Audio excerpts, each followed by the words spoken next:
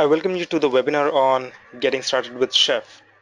My name is Ashish Nanotkar and I'm a full stack engineer for last 7.5 years. These days I'm working as a DevOps coach in larger clients, bigger companies to help them set up DevOps and all this kind of stuff. So we are talking of Chef. Um, this is one of the DevOps tools. You might have heard of what DevOps culture is. It is a bridge between agile concepts and your static IT ops, and we try to automate that. And that's what it brings. DevOps brings with it some culture, some structural changes, some tooling changes, and Chef is one of the tools which is falling in the category of configuration management. We have got Puppet as well, then we have got Ansible, we have got Salt. All these tools collectively do just one thing. It is configuring the hardware. Okay, so if you have a piece of hardware for you and to configure it, you need some software layer on top of it. So that software layer could be an operating system. And if you want to automate it, so installing operating systems, deploying some softwares on top of it, um, deploying your code, making it runnable, executed, fire some commands, configure the machines to talk to one another, and all this kind of general stuff that a general IT guy does can be automated. Now, in earlier days, there was a big problem when we were talking of agile development methodologies and static IT ops.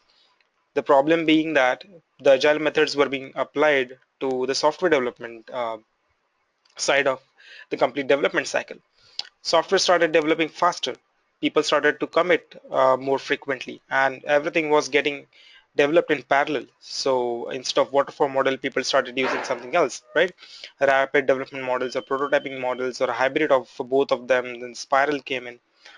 So there were multiple models that were started to evolve, and many people adapted to one or more of them. So hybrid kind of models also evolved.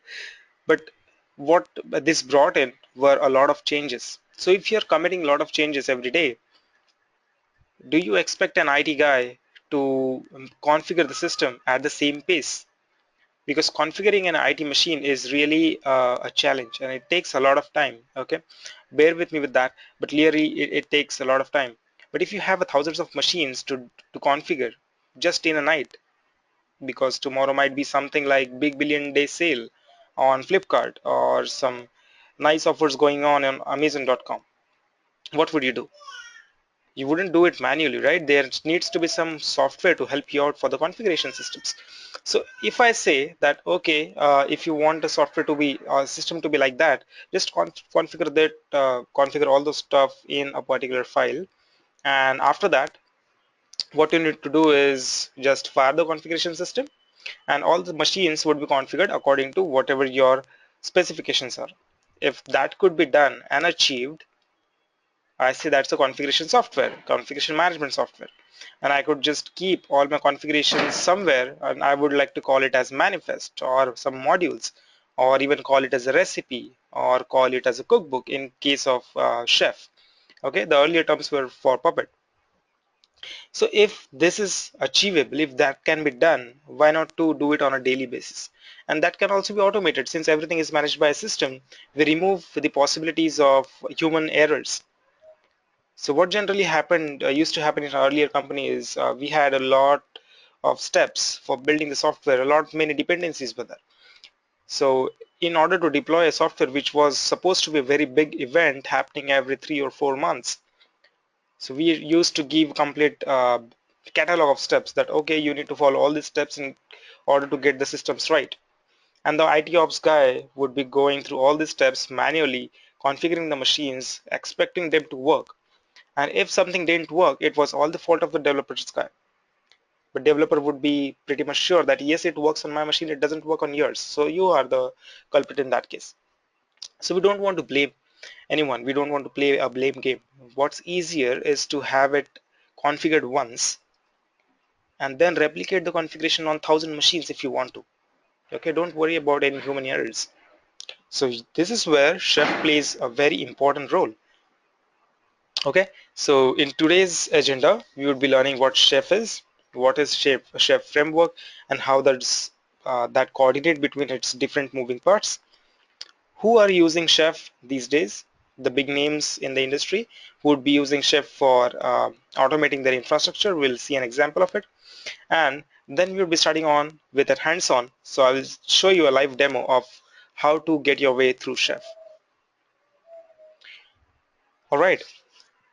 So this is an automation platform, a configuration management system that provides automation for your infrastructure, and it transforms infrastructure into code. It's really that easy. You could scrub off a line, modify it, and next time Chef runs, your infrastructure would be configured according to that. So that's pretty cool, right? You change just one line at one single into one single file, and all your 1,000 machines which are running down in the cluster should be able to configure themselves automatically according to your configuration or specifications. And that's a good deal, right? Chef has got a diverse architecture where we have Chef framework, which is a combination of Chef server, then the nodes and the workstation. Unlike Puppet, if you are aware of it, it is a client server kind of architecture. But in Chef, we have a third section here, which is called a workstation. Server, as you might imagine, would be sitting at some centralized location on a bunch of machines or just a single box, whatever you choose to install it on. Then there would be nodes. That means the end systems, which are supposed to be configured using the Chef recipes or cookbooks. Now, these recipes and cookbooks, what I'm talking of, are actually a bunch of files where you specify the configuration. We'll look into it in a short while. And the last one is the workstation, which is actually a box which is assigned to you, or which is assigned to a developer or maybe an IT ops guy, where he can play with the configurations, and from here he can push the configurations and all the specifications for the nodes to Chef server. So workstation sends all the configuration files to Chef server. From Chef server, they are picked up by the nodes, and nodes work on themselves. So nodes do not the Chef server does not fire even a single command on the nodes. For configuration perspective, nodes would be configuring themselves. Okay, so from a very layman term, what I would say is workstation is a person who would be installing a mirror in your home. That mirror is called a Chef server, and I am the node. So if I want to go out and perform some job, I would be standing in front of mirror and asking the mirror, okay, do I look the way I should be looking? And the mirror would say, no, dude, you are not looking the way you should be looking. You are missing a tie. So I would go back. I would put on a tie. So the node would be installing packages on itself. Node would be configuring itself. The Chef server would be just acting as a mirror, that these are the configuration files that you should be installing on yourself. You should be looking like this. If your state differs from the specifications that are provided by the workstation guy, you should go and work on yourself, make yourself in line with these specifications. Okay, so this is the kind of architecture that is followed in both Puppet and Chef. If you're talking of Ansible, it's completely different. In that case, your Ansible server would be firing direct commands onto the node. Node does not have any client installed on it. But in case of Chef, we have got clients installed on nodes, and server side, there is again a daemon that takes care of compiling and producing the intermediate files that are sent across to the nodes where they are implemented onto that node section. All right. On the node, we have a client program that runs. Now, Knife is a command line tool which is used by a person who's working on the workstation to interact with Chef server. Okay, and all your information, your recipes, your cookbooks, whatever you write, all the specifications would be hosted on your Chef server itself. Okay, if you want to get help from the community driven packages or the cookbooks, you could go to Supermarket, which is another site which is provided by Chef. If you're talking in context of Puppet, it would be Forge. Okay, I'm comparing both of them just for your help. If some people are coming in from a Puppet background, they should be able to relate the stuff with Chef as well. So how does it work? How all these parts fit in together? So we have a Chef server where workstation would be sending all its configuration files. Okay, and from the Chef server, the nodes would be pulling in all the configurations onto themselves. but the nodes would be pulling it at a specific duration. Okay, so let's say every 30 minutes a node would be talking to the Chef server. He would ask it that, okay, this is my state, how should I be looking?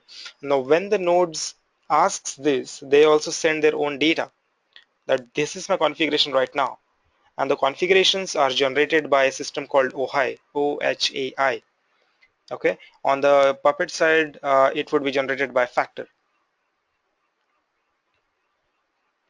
So what does Chef provide? It provides you with infrastructure automation. It provides you with application automation as well. So you could deploy the applications faster, deploy the monitoring and logging solutions on it.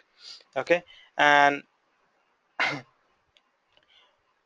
all your applications along with the deployment artifacts with its configuration and your infrastructure automation, everything goes into one single box, which is your Chef server, and you could monitor and manage everything sitting at one single machine, which is a workstation machine.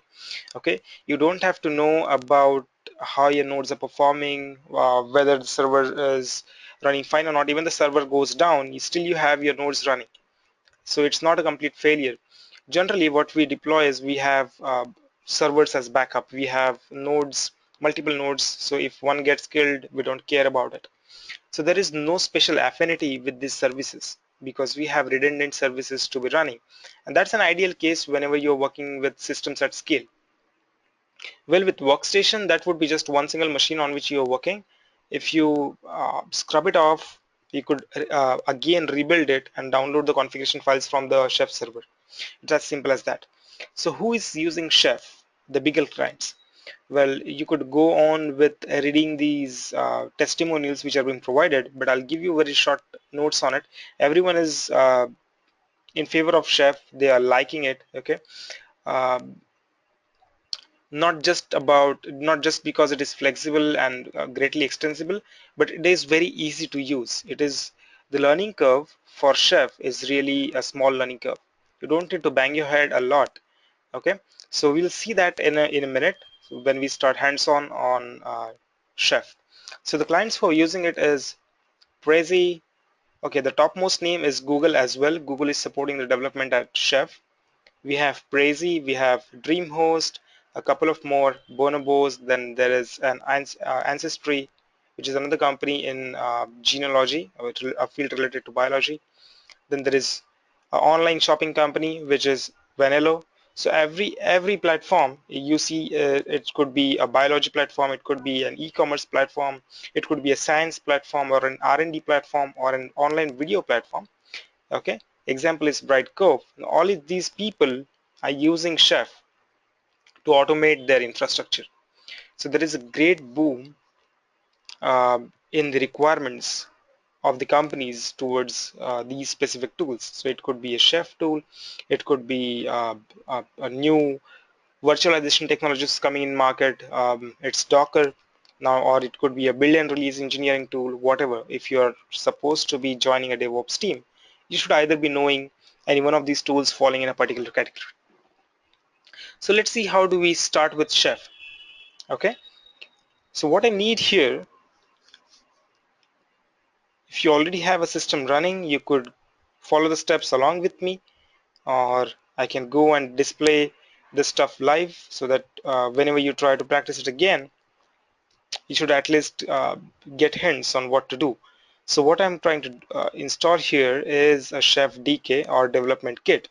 Before that, let's bring up my virtual boxes. So I need some boxes to start off with the things. Okay, I'm going to kill these ones. I don't need them.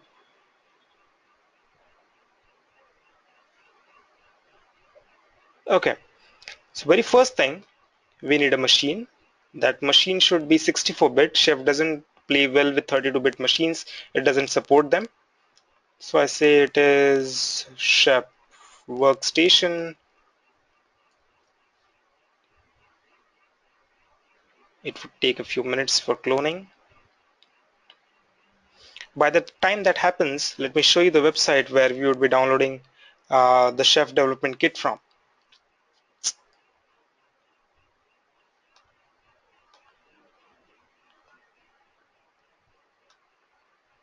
So the URL is downloads.chef.io/chef-dk, or if you Google it, you could simply type in chef development kit or simply DK download.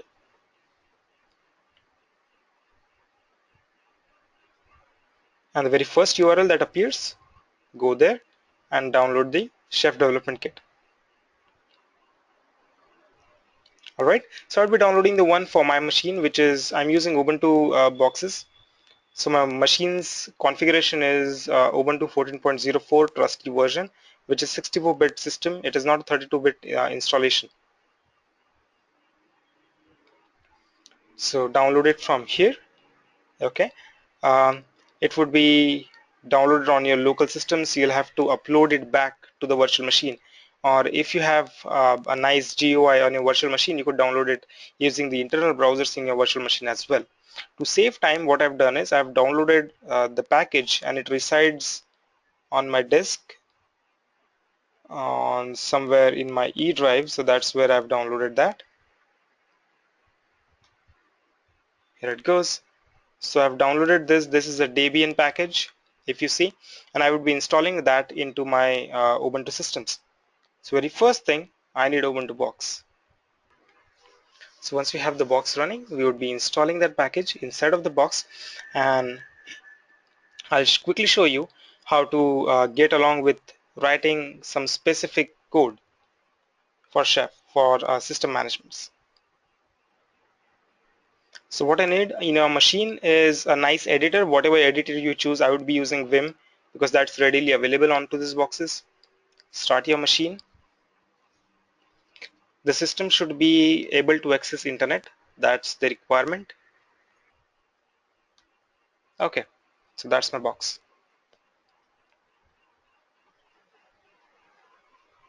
Anyone, if you have any doubts or queries in between, feel free to ask any question. Raise your hands. There must be a small palm-like button on your Windows. You can press it to raise your hands. I could unmute you and we can have a small discussion. Or you could type in your queries or questions in between in your chat boxes, and I can pick up the questions as soon as possible.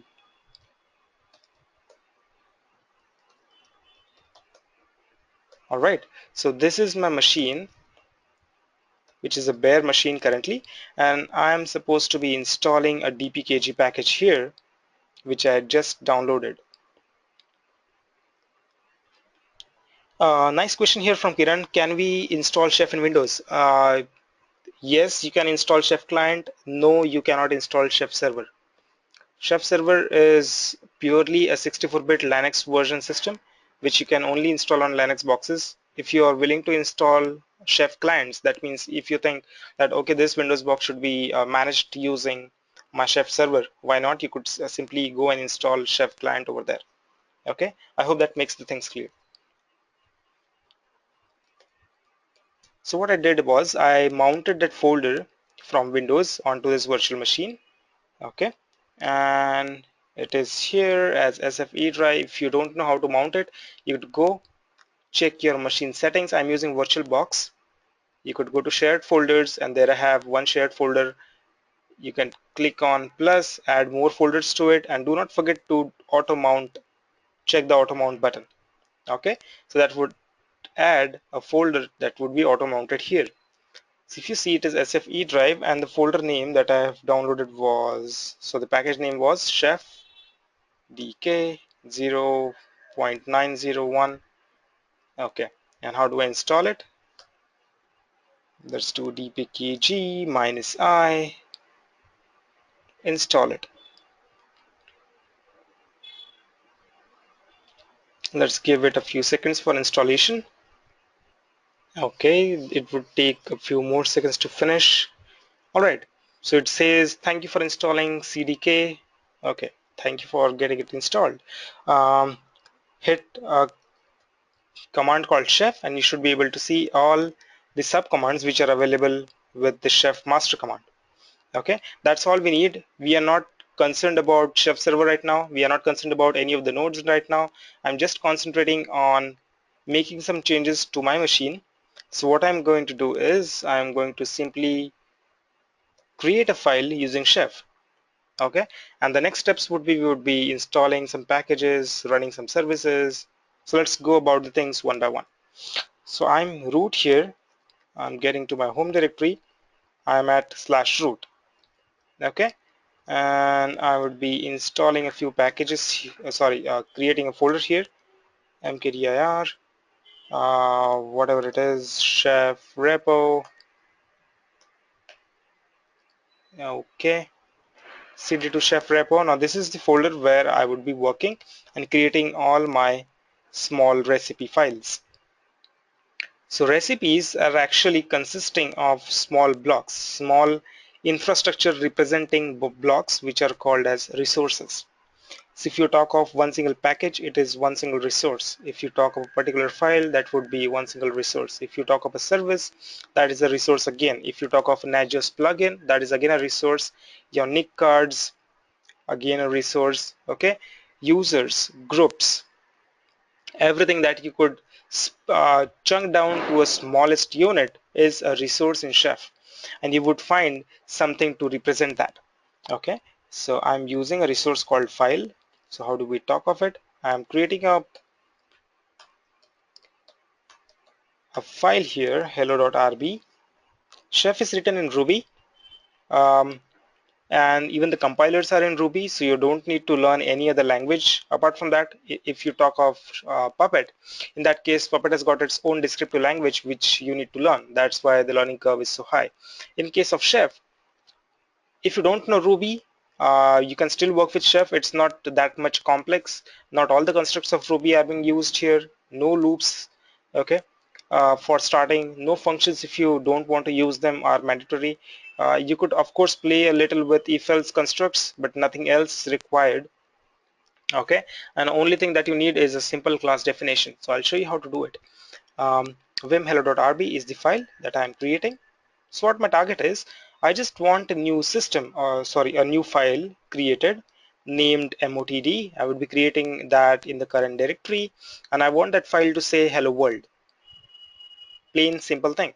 Okay, nothing complex. So let's try and do it.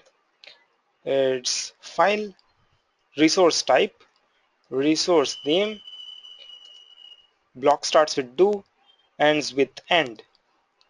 Okay, every block would be starting with do, end with an end. That's a Ruby style of doing things. And the attribute, any attribute that you don't specify would be defaulting to their default values, whatever are specified for that particular class. Okay, so owner would be root, group would be root, permissions would be 644. Whatever is the default would be set up automatically. If you want to mess up with that, you're welcome to do that. Okay, you could also change the mode. So let's see if it works for us. Let's keep it very simple for now, so that you could get started very easily. Go save it. How do we apply it? There is a command called chef-apply and my hello.rb. So hello.rb is actually an example of a very simple recipe. In that recipe book, sorry, in that recipe file, I have placed a resource called file. I could place multiple resources in one single recipe. And when you bundle those recipes together, we will call it as a cookbook. We'll see that shortly, how to bundle up the recipes. But very first, we'll try to modify something on this machine. So I say chef apply hello.rb. If chef is installed properly, chef apply if it works. In that case, anything that you are specifying in the hello.rb file would be implemented onto the system. So what we expect is motd file created. If you see the logs, it says create new file motd and update the content from none, that means there was no content, to some hash. Now that is an empty file hash of whatever the content was. If you see the diff at the lower end, it says plus hello world, that means that particular line was added. Okay, let's see. So there is a file called motd. I'm doing and vim on motd. Okay, and it says hello world. All right, let's modify it. I'm doing modifications directly inside the file. I wrote just hello, saved it. Now Chef follows a policy of idempotency where the system, if it is already in a state in which it is supposed to be, Chef will not take any steps. If it is not in that state, Chef will make some changes to it. So let's do chef apply hello.rb again and closely monitor the log. The log would say something like hello is now changed to hello world. Okay, so it would say minus hello plus hello world, the bottom last two lines. So what happens if I execute it again? Okay, so it says it is up to date, no changes are required. It wouldn't do anything. If I want to delete a file, so how do I do it? Instead of putting in a content, I would say action delete. It's possible to place multiple actions, and I'll show you shortly how. Okay, when we play with the services, we want to keep the service running, as well as we want to ensure that the service is executed every time the system is restarted. Okay, so we would be enabling the service during the restart time as well. We'll see how to place multiple actions. For now, I want to kill that MOTD file. I don't want the file to be existing anymore. So I simply said action delete. I went back, chef apply hello.rb, and that MOTD file should vanish. It says deleted, ls, MOTD is gone. Well, so we got an idea that how to write something inside a file .rb file, okay, which would be your smallest recipe, and get it implemented onto the system. So let's take an example of something which is not fairly complex. It's very simple though. I would be simply installing a package. I want the service to be up and I want to set up a home page. Okay, a plain web server. I would be using Apache for that. You could use Nginx, you could use Lite HTTPD, whatever you please. Um, but for getting started, let's play again with hello.rb. Now this time I want a package to be installed, right? What about earlier we wrote file, right? This time I have another resource. That resource is, the resource type is package, P-A-C-K-A-G-E, and package name is Apache 2. All right, so I would say do, and then I would say action is install, which is actually a default action. So like I said earlier, if you do not specify anything, default would be placed. If the default is installed, why am I actually specifying it? I can get rid of all the definitions for it, and the default would be picked up. Default is installed, so the package Apache 2 would be installed on this machine. Okay, what about the next one? I want the services to work properly. Okay, so let's see another definition. Service, what is the service for Apache 2? It's Apache 2 again. If you're working on CentOS system, it would be HTTPD. Okay, do and end.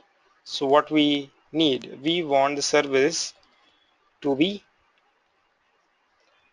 enabled. That means enabled at start, and not enabled, it's enable, and the service should always be in running state. Multiple actions, you place them in a list. So if you're aware of any of the array syntax, that matches the array syntax. Okay, what's next? I want to set up a home page. Okay, so we have seen a file definition earlier. Let's repeat it. And the file name, where is the default homepage for Apache? It is at var www-html-index.html. That's the default page, right? Go change it. Do, and again. Okay, so what was the attribute we used earlier? Content. All right, let's specify some content here. HTML and some body. Well, let's make it more beautiful. Place it on next line so that it looks good. Okay, and I want h1 tag that says hello world,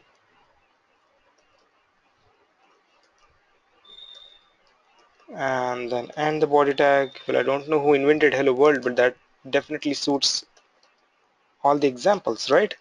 It's HTML body h1 body HTML again. Great. So that should fit in our example. So what I need is I want the package Apache to be installed. I want the service to be running, and that should be automatically set up in the startup script of my operating system. The next thing, I want the home page to be displaying hello world. Okay, all set. There is nothing complex. Okay. um, if you want to have a list of all the attributes that different resource type specifies or supports, in that case you'll have to check the chef documentation. Well, chef documentation is not a prettiest documentation available on the internet. It's pretty much messed up. um, Small fonts, big pages, you'll have to probably search everything that you're looking for, but it's a good place to start. Okay, if you have already ramped up on chef, you know what things are, how the different pieces would fit in together. Documentation is a right place to go and look for a complete reference, but I do not suggest it unless and until you already know what the different parts are doing in chef. Again, chef apply, and the file name is hello.rb. Go execute it. What do we expect? A package to be installed, a service to be running, homepage changed.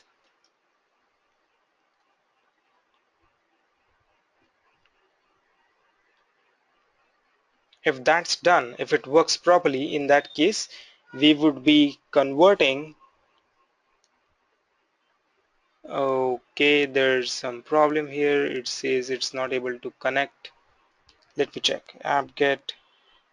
First try and ping Google. Is it working? Okay, so that works. Apt-get update. Yeah, so the error was because of apt-get update, because that wasn't running properly. So once we finish it up manually, we can go on the automation side and see how it works. Again,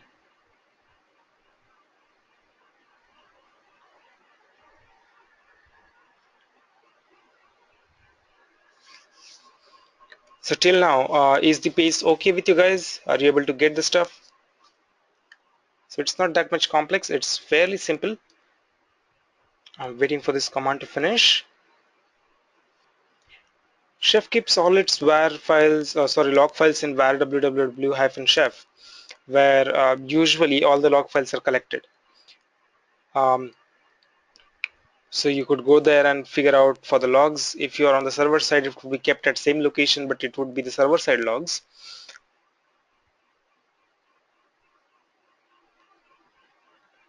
Okay, so apt-get update is finished. Let's go and hit chef apply hello.rb. We should be able to get the systems down, the packages down here, and install them. It is trying to bring in the package Apache 2 and then install it. The recipe that we created right now, it's hello.rb, and we are applying it using the command hello apply. Sorry, it's chef-apply space hello.rb. That's the thing that we are doing right now. We are not deploying anything onto the nodes. There is no chef server existing right now. Okay, nothing. We are just playing with the recipe here, whether we are able to install it or not. Just trying to figure it out. If it works fine, then we'll go on and set it up on the node side. Okay, the process is fairly simple. Create a recipe and then fire a command chef-apply space your recipe name. I hope that helps. Let's wait for a few more minutes for the action to finish. It says package is installed. Now it is trying to set up uh, the service. It's already enabled. Is the service running? So it says, okay, there's some problem with that package to be installed. So we'll go and finish it off. So very first thing, if you're trying to automate anything on the infrastructure side, or even on the coding side, the first step is to check whether it is running manually or not. Anything that you could do manually can be automated, but very first we need to ensure that it works on the manual basis. There is a question here from Anjusha: is Chef written in Ruby? Yes, it is written in Ruby, and even the recipes that we are writing it in the Ruby syntax. Okay, so we first see what is the problem. So I would say try service Apache 2 start. Does it work? No, it does not work. It says could not bind to address. Probably the address is being used by some machine, right? So there is a nice debugging session that we are going to do. Very first step is to check what's blocking that. It's netstat minus tul. It's tulpn. Oh, so what is it? It says TCP, UDP, listening ports, number, and the process which is being using it. Okay, good result. Now let's try and figure it out. Grep port number 80. What's blocking 80? It's Nginx something running on this machine. So I say serial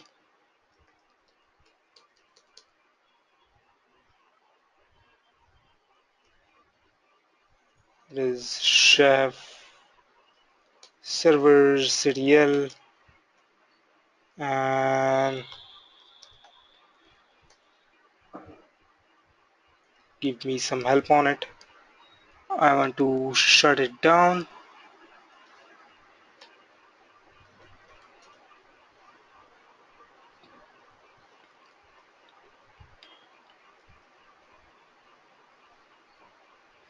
Okay, so let's hit it again.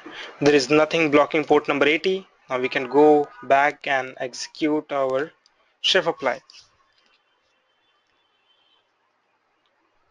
Now this wouldn't be specific to you. What you would be doing is, if you figure out some problem is there, go fix it. You should be able to fire those commands manually. Only when you are able to do it manually, Chef can take it up and install the stuff automatically, because Chef cannot debug the things for you. Okay, that's the reason why we are first trying it off on the workstation so that everything works properly.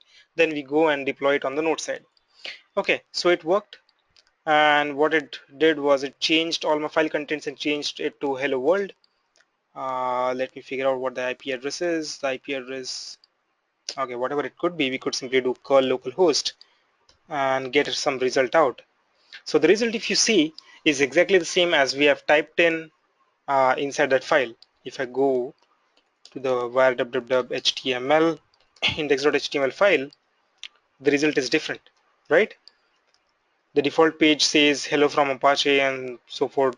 There's a lot of stuff written there. I'm removing the contents from the home page, trying to execute chef apply hello.rb again, and we should again get the contents back in that file. Great. So let's go. Yeah, the content is there. If I type in curl localhost, it would be able to serve that content to me. So everything works fine. How do you make the recipes more manageable? Definitely you cannot bundle up all these files, place it somewhere in a manageable context. Okay, Chef should be able to understand that. So let's talk of how to set up the things uh, on the nodes. Okay, very first we need to bundle up our recipes in a manageable format. So we would be creating a cookbook, then we would be uploading that cookbook onto the server, and that server would be deploying the contents onto the node. We will not directly touch the node. So what I need a machine that would be acting as a node. So nodes can be 64-bit or 32-bit, anything. So I call it cnode1.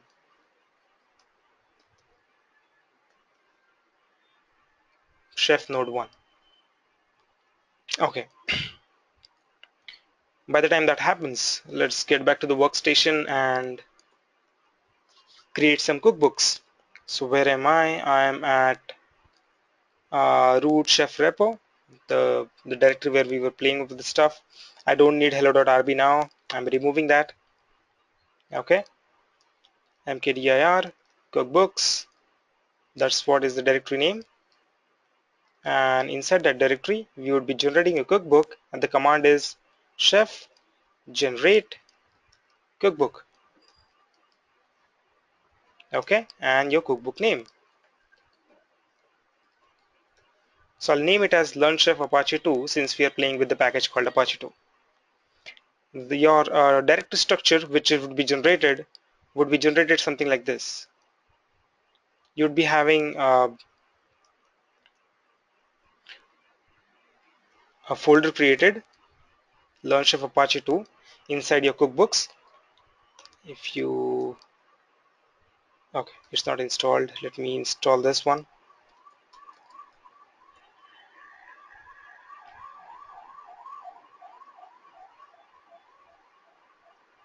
Okay, so tree command would show you the complete structure of your directory. So there are a few files and few folders which are created. Spec would be storing the unit test cases of your libraries. Test would be storing the unit test cases of your recipes. Recipes folder would be storing all your default recipes. It starts with executing the file which says default.rb. Okay, so let's see what uh, we are going to do next. Very first, we are going to create a template for ourselves. Okay, earlier what we did was we simply placed some content inside the file, but it's not always suitable. Let's say if you're playing with some big configuration files, or there is a file which cannot fit into your recipes, it's not probably a good idea to type in all your code inside your recipe specifications. So what I'll do is I'll simply create a template for my index.html page. The command for that is chef generate, this time generate a template on a cookbook called Learn Chef Apache 2, and the template should be index.html. So you could place that index.html in a templates folder. So if you check the tree structure again, there would be a new folder created called templates, and inside that there would be a file index.html.erb. Now erb are a specific type of templates wherein you could place some placeholders or variables which could change the values depending on different nodes. Okay, you will see that shortly. What I would be doing is I would be changing that template to display the name of that particular node. So very first thing, let's set up the template right. The templates are inside Learn Chef Apache 2 templates, default index.html.erb, and I would be writing some code here. Okay, don't type in the code, I would just say hello world. That's simple, right? Go save it. So it looks like this, and I've changed the content in index.html.erb. What about the recipe? The starting point of the recipe is default.rb in the recipes folder. Okay, then there is a policy file.rb which holds or sticks to the default policies. Then there is a metadata.rb that holds the data that you want to send back to the server for other people to see what you have uploaded. Okay, if you want to make it public. Then there is a readme file which specifies general instructions, and chef ignore is just like git ignore file which helps you not to upload anything that you mention inside chef ignore file. Okay, let's set up our recipe. It's in Learn Chef Apache 2 recipes. File name is default.rb. It looks something like this. It's all empty. I'm going to type in the same thing that we have done with hello.rb. Package Apache 2. There would be a small difference though. Service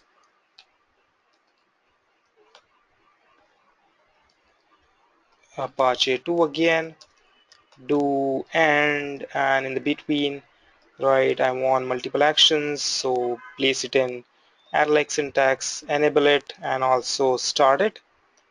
Okay, what about the file? This time I'm not specifying the content, I'm specifying the template. So the resource type is template, not file. Generate a file from template at this location. Okay, and do and again.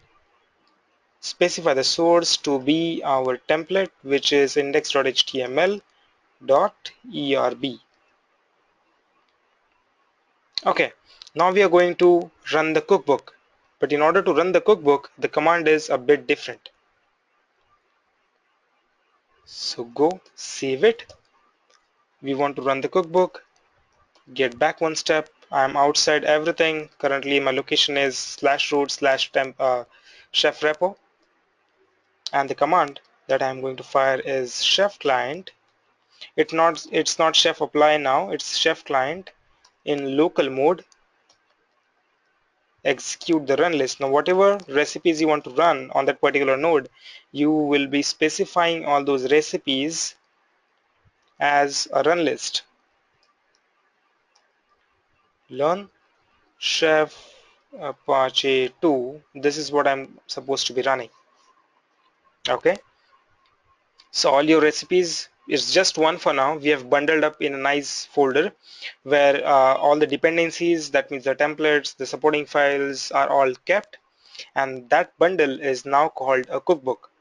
So cookbook would be holding multiple recipes. Right now I want to execute the complete cookbook with the file starting with default.rb. Anything that is mentioned there would be executed. So currently it is executing it in the local mode. Packages installed, files changed, curl localhost. It says hello world. Vim your varlib, not varlib, it's var www html index.html says hello world. Great. Okay, so far so good. It's easy, but what about the nodes? Okay, we haven't seen how to jump to the nodes section. So we are now going to see how to manage the nodes. All right, very first thing what I need is a node machine and a chef development kit. So we have chef development kit already installed on our system. We have a node machine set up, but what about the server? Well, if you are running a big cloud infrastructure, it's always a good idea to host your own copy of Chef server on a different machine.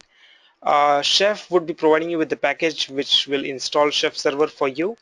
For now, I'm not going to spend much time on it. We are going to use the Chef server copy which is hosted. It is same as the installed copy that you get. So I'm not going to download any package because it takes almost 15 to 20 minutes for getting it installed onto the machine. So I'll probably use the one which is already provided by the Chef server. So we have seen Chef Development Kit. What about the version of Chef which is already present with these people? So that version is actually called Chef server, and it's present somewhere here. Let me sorry, get that URL. I'm not able to figure it out. It's probably managed. Yes, it's manage.chef.io, and you would be signing up for your own account. So you could click here to get started, create your account there, click on get started. They would be providing you with your own authentication credentials, and I have got mine. So I'm trying to sign in. Should work, shouldn't work. Okay, please sign in.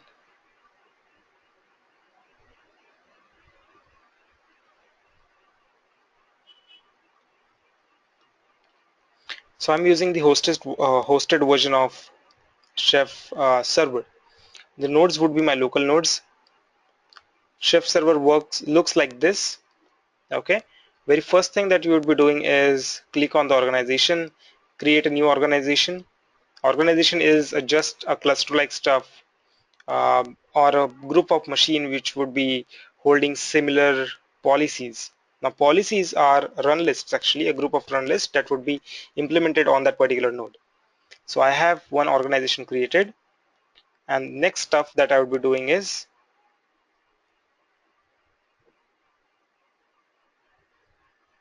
to jump to that organization.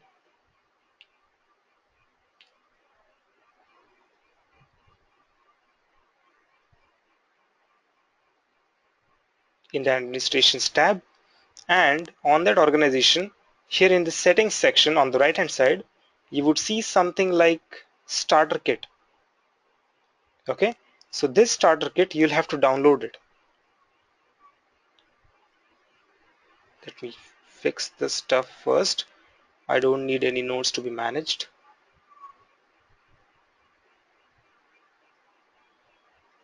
Okay, currently we don't have any nodes. Go to administration. We have created organization there. Go hit the key which says starter kit. Go to starter kit and now download it. You don't have to worry about any of the sign-offs to be happening. You don't have to worry about any of the certificates to be signed there. Download. It says proceed. So it will be downloading the startup kit for you. Once you download it, you'll have to take that startup kit and put it somewhere inside your virtual machine, wherever you would be putting it, right? So for me,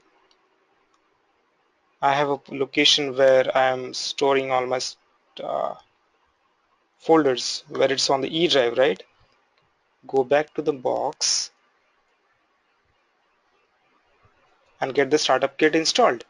So how to install a startup kit? Very first thing, you'll have to you'll have to extract that.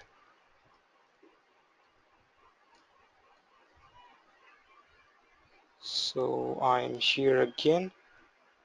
Okay, the location is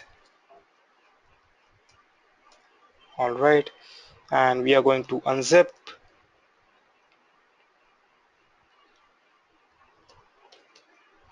the startup kit, which is in my case at SFE drive, and the startup kit's name is chef starter.zip.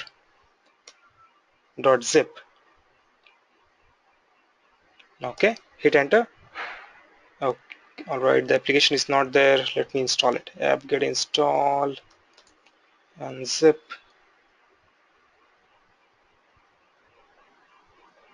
It would create some certificates for you automatically, and it would also deploy two files which are PEM files, key files onto your machine. Okay, it's cd chef repo. Jump there. You should be able to see few more files here. If you see, there is a folder called nodes created, then there is a readme.md and the roles. I'm trying to show you some more hidden folders. If you see, .chef, .gitignore are the two more files which were created automatically. Okay, so all your configuration files now, not the system configuration files, but the files which would help you to push the content onto your Chef server are residing inside .chef, and you don't need to worry about configuring any of them. Okay, forget about that part. So it's really simple now. Chef starter kit, unzip it, done. Nothing has to be worried about. You don't need to even worry about where your Chef server is located. Okay, what's next? Now Chef comes up with a nice store where all your cookbooks are stored at a centralized location. Now for the public repository is called Supermarket. It's supermarket.chef.io, from where I would be downloading the cookbooks. Let's say you want to set up Postgres. Go there, check for Postgres. You'll be able to see the different cookbooks that people have contributed to.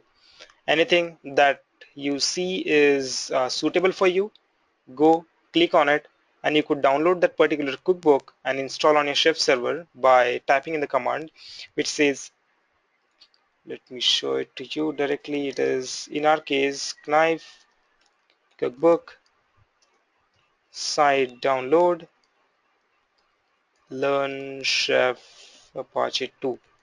Now this cookbook is already present here on the Supermarket. Okay, and if you hit the enter key, what it would do is it would download that cookbook as a tarball, and we'll have to extract that tarball again. So see, there is Learn Chef Apache 2 which is downloaded already.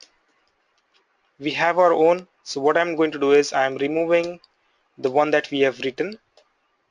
Okay, go back to chef repo, and now the tarball, we are going to extract it.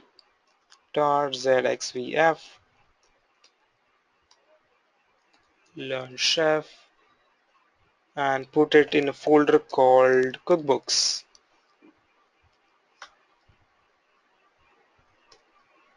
Alright, let's see what happened. I don't need this tarball now, so I'm removing it. It's clean. Go to the cookbooks section. There should be another folder created, learn chef apache 2. I want to show you the default.rb file now. Vim recipes. Okay, it's learn chef recipes uh, default.rb. Okay, so this is the file which we haven't written. It is written already by the people who have defined chef. Now what we have here is a cookbook. We have chef starter kit deployed, so my system knows where my chef server is placed. Now what I will be doing is I want to upload all the configurations all to the onto the chef server so that I can implement that on the node side. So we are still not talking of nodes.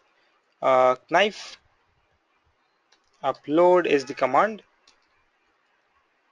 Learn chef chef apache 2. Now this is the cookbook that I want to upload. Hit enter. It would upload it. Sorry, the command is cookbook upload. Okay, it will try and connect to my chef manage account. Here in the policy section you should be able to have your cookbooks.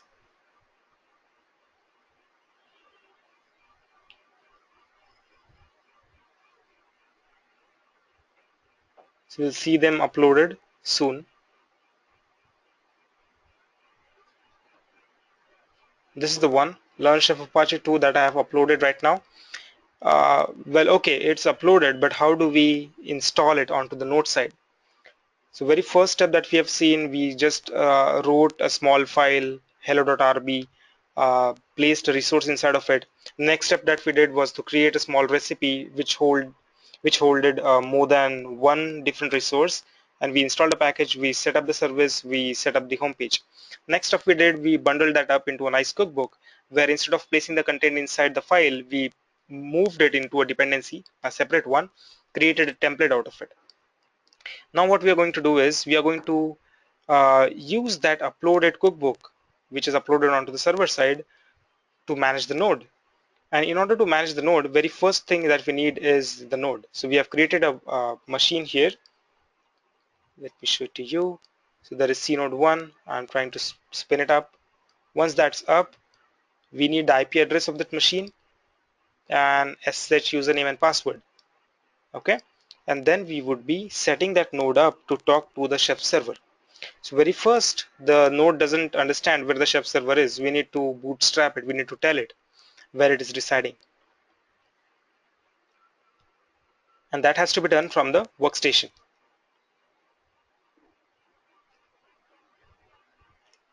So I'll take another 7 to 8 minutes of yours to finish up with this stuff. By the time, if you are getting any use case into your mind, or think that where it should be useful, would it fit in that particular example or not, feel free to ask me. Feel free to fire any of the queries that you have.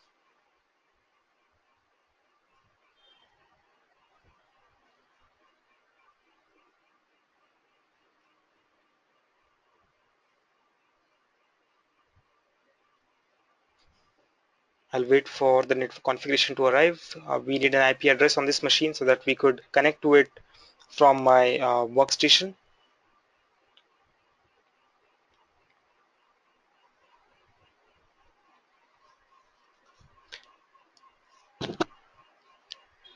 Okay, nice question here from Manjusha. Are there more jobs for Chef or Puppet? Well, both of them have got similar or same amount of jobs, a comparable amount of job in both the areas.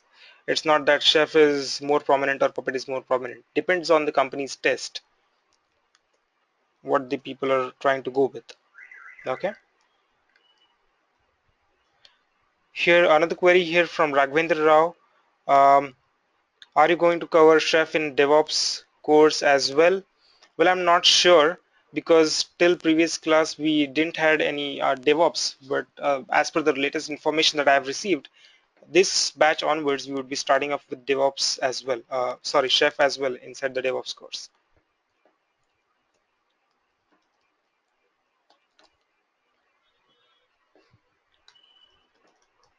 So I'm on my node and I want the IP address of this node. That's all what I need. It's 56.60. Shut down the node. We don't need it anymore. Anyways, what I need now is my workstation box using which I'm going to bootstrap my node. All right.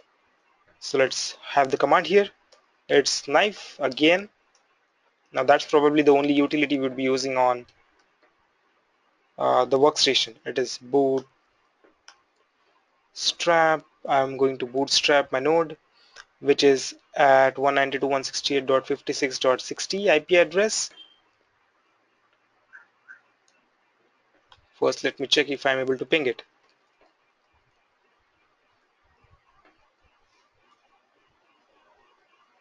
No, that doesn't work. What is the other interface that we have there? It's 10.0.2.15. So at least I would be able to connect it using that. 10.0.2.15. Let's check it out. 10.0.2.15. Okay, it's reachable. So knife bootstrap 10.0.2.15. Okay, we need to bootstrap this, and my SSH user is this, with my SSH password being this. Okay, allow sudo access and use the sudo password. Give the node some name. My name would be cnode1. Okay, and then we need to specify which particular run list to execute on that node. So it is cnode1 and the run list. Okay, what do we expect to run? We would be expecting to run a recipe, the default one from learn chef apache 2. That's probably a long command, but if you see that it's really simple. Okay, what we are going to do, we are specifying is bootstrap this particular node. Now these are the credentials that you would be using. Allow the sudo access and run this particular recipe. It's trying to connect, it's trying to log in, and then it would be configuring that node, and that node would automatically talk to the server. We don't even need to specify any of the certificates there. Another question here, uh, is there a plan to teach Chef by itself or as a part of DevOps course? It is a part of DevOps course as far as I know. Okay, so we were earlier covering up Puppet as a part of DevOps. Now it would be Puppet and Chef both. So we have configured the node. So if the node is configured right, let's see if I try and hit local curl localhost on the cnode 1, should have worked. Let me see what's the problem here. It says update content, it's installed, services are up, everything is running fine, but it's still a problem. Let me check. Sudo I'm on cnode 1. Service Apache 2 status. It says it's not installed, so it probably got installed on some machine, but it's not here.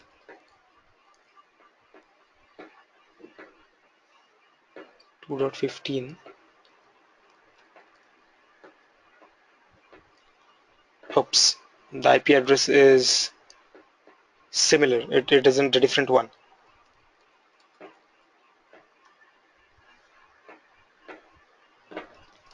So let me quickly set up the IP addresses here. It shouldn't take much time. ATH1 I face, ATH1 I need DHCP. Oh, go save it. If up ATH1 give me an interface with new IP address on it. Okay, so it's 56.122 and 56.60, which is supposed to be installed. All right, so the system's IP address that I would be using is not 10, it's 192.168.56.60. Let's check it out whether it does the stuff. Connected, trying to download the stuff there.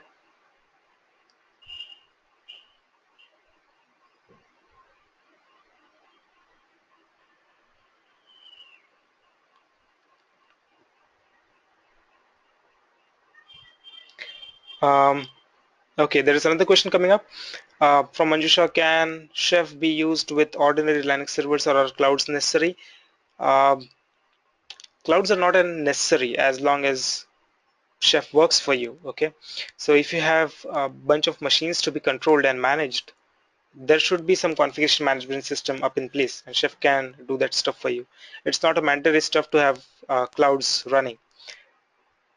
Where it actually brings in the beauty when you have a lot many machines to control. Okay, so clouds are an ideal place where you already have a lots of machines to work with. That's why we say that Chef works good with them. But right now I'm playing with the virtual machines on my box, on my local laptop, and it works seamlessly fine there as well. So there's no problem doing that.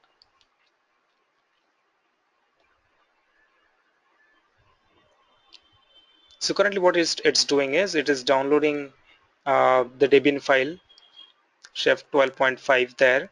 It would take a few minutes for deploying. Once that's installed, we will have our node running.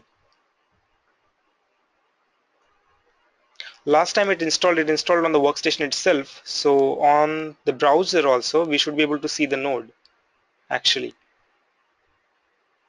So if you see a node here, it says C node. It's Ubuntu. Okay. The FQDN is chef.domain name, whatever the domain name is. The machine's name is Chef, the workstation that on which we mistakenly installed the package. Okay. It was last check-in was 5 minutes ago. And what is the run list that is being provided here? The run list is in our case it's Apache 2, right? And the more information about the system would be presented in the attributes section.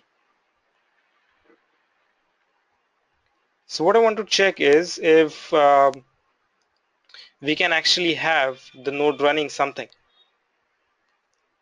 On the workstation, definitely there would be something because we have installed the package on the workstation first, although that happened mistakenly because the IP addresses were conflicting. On CNode 1, it is now installing the package. We'll have to wait for a few minutes for the package to be installed. By the time it happens, we could jump to another terminal and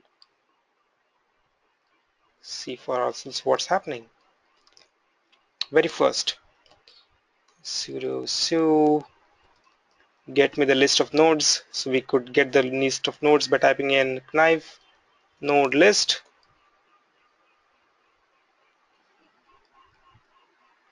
Currently it says cannot sign in the request without a client name. Okay, so that's true as well. Let's go to this cd2 chef repo and now hit knife node list. We need to be in the folder where we have unzipped all the starter kit contents so that it can connect to the server.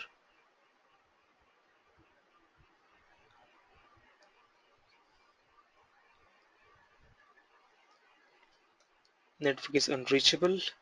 Okay, no problem. Let's try it again.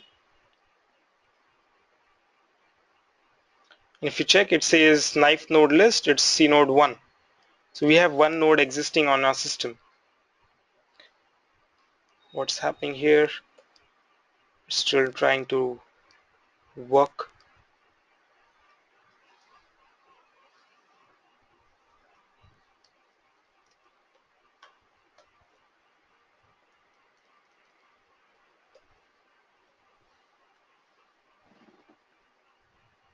If you want more information about that particular node, you could type in another command. The command would be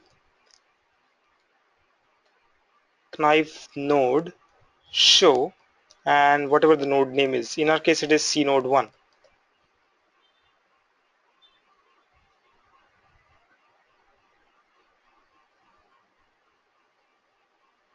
It would connect to the server, get back the information from the server and display it here.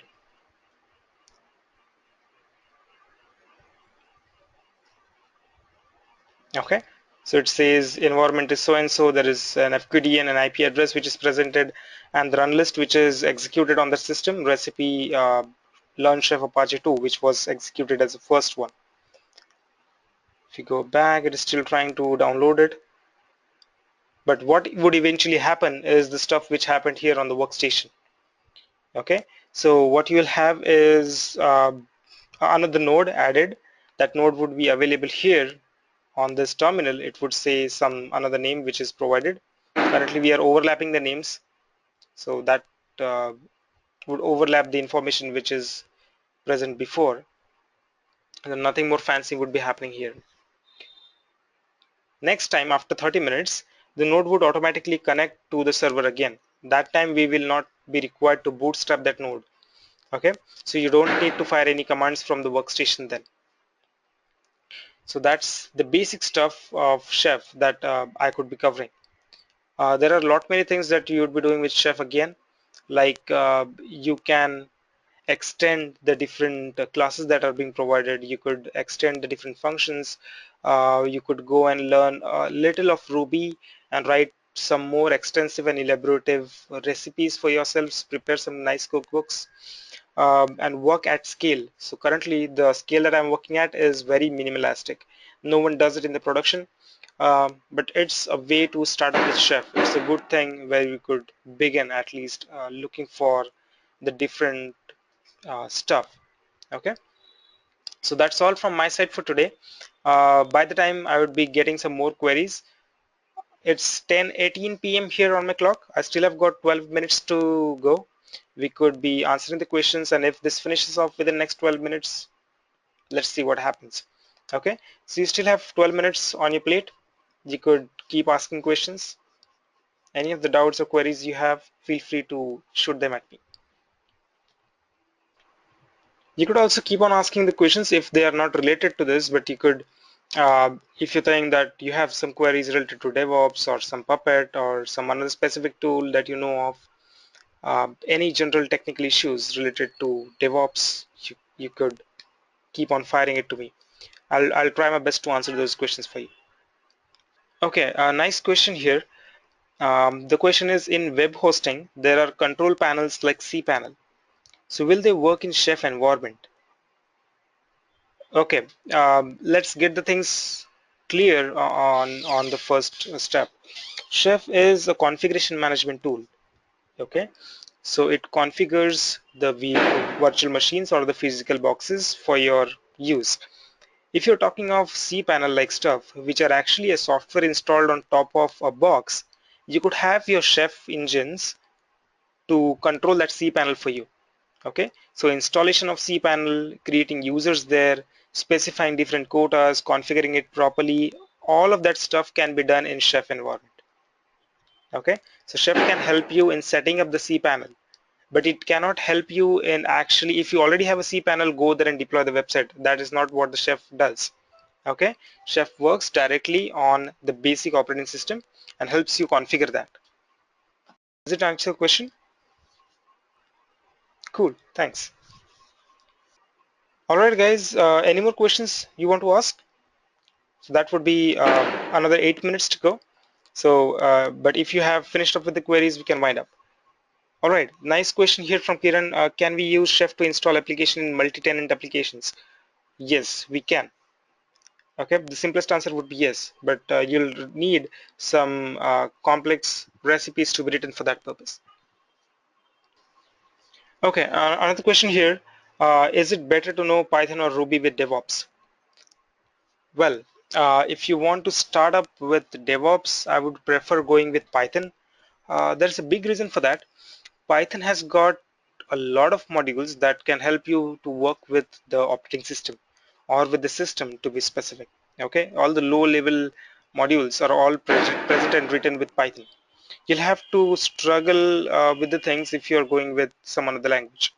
Okay, not specifically jumping to Ruby or C or something like that, but you will have to do this stuff in a crude way if you jump to other languages. In Python, it's very much elite and you would be having a lot of support. That's the reason why people generally jump to Python if they want to work with any of the integration part or setting up the automation or even interacting with the operating system kernels or something like that. Okay, so my choice, personal choice, would be Python in that case, and that's for a big reason. I hope that helps. So it seems this is a big package which we're trying to download. It would take another few minutes to go, but we have 6 minutes on our plate now. Anyone wants to ask any more questions? I'm still here. A nice use case here from Kiran. The question is, using Chef, can we connect to a database to insert factory data for an application? Yes, you could do that. Okay, but you'll have to play with the Ruby code first, so that you could fire some scripts. What Chef could do is, Chef could help you deploy the data or insert the data, but the SQLs that you need to fire, you'll have to fire them using some client. Okay, Chef cannot help you with that. It's not a SQL firing engine. So what you would be doing is you would be executing some bash script or some Python code or something related to that, and that code will help you to fire the queries onto your database.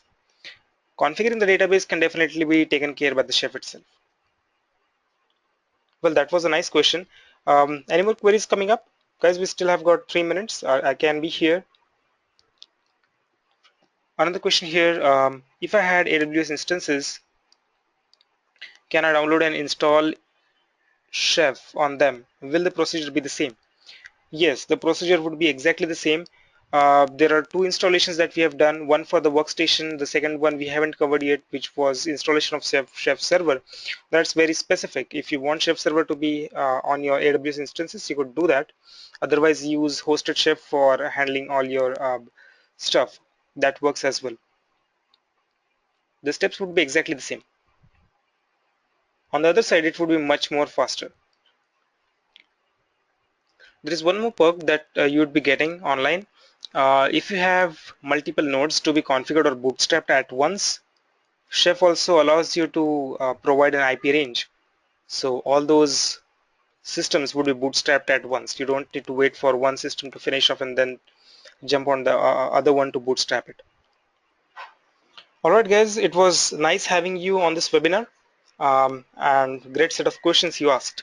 If you still have any questions, I'm still here for another minute or so, and we can wind up the session. Alright, before finishing off, let me tell you how to bypass this. We are trying to deploy an application from the internet. The second node we are trying to set up, right? C node 1. If I were supposed to bypass this, how would I do it? I already have a workstation package downloaded. Okay. Now the workstation package and the package that we are going to deploy on the node side are more or less the same. So what I could do is I could simply kill this process, go on my node, install the workstation there, and then fire the command again from my actual workstation. In that case, the package which we are trying to download will not be downloaded, okay, and it would start bootstrapping the node as soon as possible, so you didn't have to wait for that long. So the benefit is, if you already have the packages with you, you could push those packages either by doing an rsync or with any network sharing file system. Okay, and get it deployed manually, or using some fire parallel command firing mechanism, just like maybe use something like Fabric or use something like Cluster Shell. That can also help you to hack all these installation steps. That would be much more faster. All right. Thanks guys for attending this webinar on Chef. If you have some more queries or doubts, feel free to ask them via mail, via support tickets, generating the support tickets here with uh, the Edureka guys. Okay, you would be receiving the slides as well as the material uh, um, uh, in the mail that you'd be getting soon, sometimes from now. There would be also a video, the same video that we are attending right now, so that you could go through it again and get all your queries and doubts cleared off if you are willing to start off with Chef. Okay, good luck ahead. There would be a small survey presented. Please feel free to tell us what your feedback is on this today's webinar. All right, guys, thank you so much. Have a great Diwali and great weekend ahead.